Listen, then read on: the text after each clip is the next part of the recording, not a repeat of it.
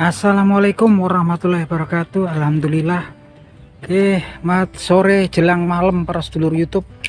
Jumpa lagi di kanal YouTube-nya Pak Digun. Oke, para sedulur, seperti biasa sore hari ini kita ngasih makan ayam, dan sepertinya nggak perlu saya untuk nyiram-nyiramin tanaman ya, karena hujan ini tadi. Alhamdulillah setelah sekitar 2 bulan di Jogja nggak ada hujan, nih hujan.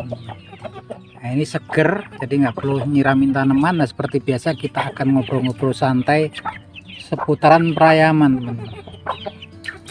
Jadi teman-teman, berapa saat yang lalu kita semua bisa menyaksikan farm sebesar NBF atau Nanda Bewok Farm gitu kan, itu sepertinya mulai menjual semua koleksinya gitu kan.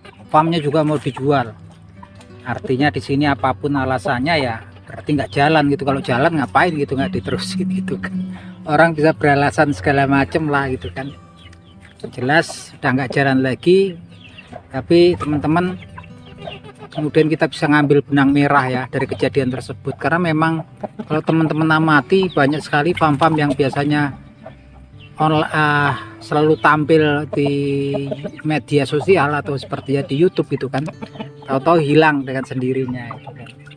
Nah teman-teman, memang saat ini memang fase puncak ya teman-teman, dimana setiap penghobi rata-rata kalau dia punya lahan sisa atau tempat, pastinya dia juga menjadi seorang peternak.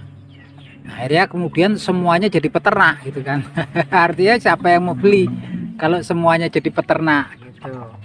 Contohnya kayak saya ini hobi kan, biasanya cuman pelihara dulu untuk pinggiran gitu kan. Ya kadang-kadang ayamnya 1-2 nih, tahu-tahu jadi banyak gitu kan. Akhirnya jadi banyak ayamnya. Peternak rumahan gitu kan, ya ngingu ayam lah, bukan peternak kan gitu kan. Nah teman-teman, ketika kondisi itu sudah terjadi gitu kan, jadi memang kemudian kebutuhan ataupun demand gitu kan berkurang pastinya kan. Jadi hukum ekonomi itu, harga itu ditentukan antara supply sama demand. Supply itu barang yang ditawarkan dan demand itu permintaan. Dikala kemudian demandnya berkurang, supply-nya melimpah. Ini kan supply-nya melimpah karena setiap orang, setiap yang hobi perayaman rata-rata kalau punya lahan sisa pastinya mereka akan beternak. Artinya supply-nya melimpah, demand-nya ya berkurang otomatis permintaannya, karena masing-masing udah punya ternakannya sendiri.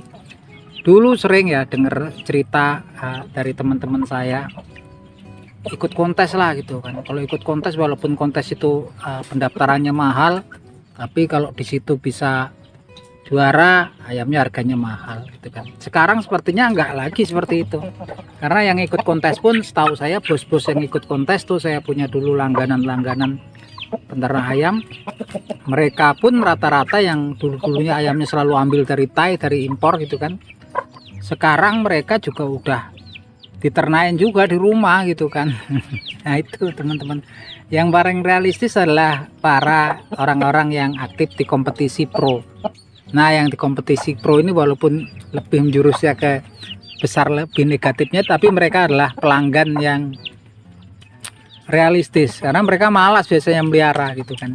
Mereka itu biasanya ya udah kalah buang, cari lagi gitu kan, bahkan nggak bawa ayam kadang-kadang ke tempat pro, dia nggak bawa ayam gitu kan, bawa cuan aja gitu kan. Nah orang-orang seperti itulah yang sebetulnya menjadi realistis jual beli. Lagi pula, tapi ya lagi-lagi itu juga populasinya nggak besar ya teman-teman, populasinya mungkin sekitar 25-30% daripada penghobi perayaman. Nah terus gimana untuk penghobi perayaman untuk menyikapinya? Ya menyikapinya ya hobi doang gitu kan, lihat aja gak banyak kayak saya gitu kan, hobi pengen ketemu kawan ya udah itu laber ya, itu labar. Dan ini memang era ini pastinya juga saya yakin akan banyak menyusul farm-farm besar ya, karena kalau farm besar itu gampang tertekan dia. Gimana? Karena memang kemudian kan memang mereka modalnya merek ya, kualitas dan harga pajakan dan indukan tuh untuk merek yang produk yang mereka jual. Nah mereka itu biaya costnya, living costnya, daily living costnya tinggi ya. bayar pegawai, pakan ayamnya banyak gitu kan. Dan masalahnya sekarang orang-orang penghobi yang pinggiran pun rata-rata untuk merek-merek tertentu udah pada punya gitu kan. Ninja Samurai lah, Koi Manedeng lah gitu kan, Monyokere gitu. Walaupun kalau dari Thailand sementara ya teman-teman, mereka pesaingannya juga sekarang dari Thailand tuh masuk banyak karena brokernya banyak di Indonesia. Kalau Thailand pinter dibikin merek-merek baru gitu kan, mana Jackson lah, si Billy ya, pokoknya itu merek-merek baru yang bikin orang tertarik gitu. Nah yang jelas ini memang era kegelapan kalau ternak. Jadi kalau ternak ya kayak gini saya ya, biayanya nggak besar, diliar. Udah kalau ada yang minat ya main gitu kan, atau kemudian ada yang mau ngabar-ngabar main boleh gitu kan. Ini lagi senengnya jenis koitrat itu bekangon yang geret-geret ya, narik nih yang kecil ini, yang abu kecil nih geret-geret untuk nyetak yang geret-geret, narik depan gombel-gombel. Ini koitrat gitu, mainnya koi, badanannya udah BK ya, bel-bel nih. Ini anaknya itu yang gombel-gombel itu, nggak tahu jadi enggak gitu kan, karena kadang-kadang nyontoh indukannya, kadang-kadang enggak, cuman memang yang besar kemungkinan ya kalau dari indukannya gitu kan. Indukannya gombel-gombel, jagonya ke gombel-gombel, nanti anakannya juga banyak yang gombel-gombel. Besok kita lihat kalau udah agak besar nih, hanya ada beberapa. Saya ambil yang gombel-gombel, kemarin saya pakai BK klasik saya jantannya, karena 80% sih kalau pola itu dari indukan. Nah itu aja teman-teman obrolan kita sore hari ini.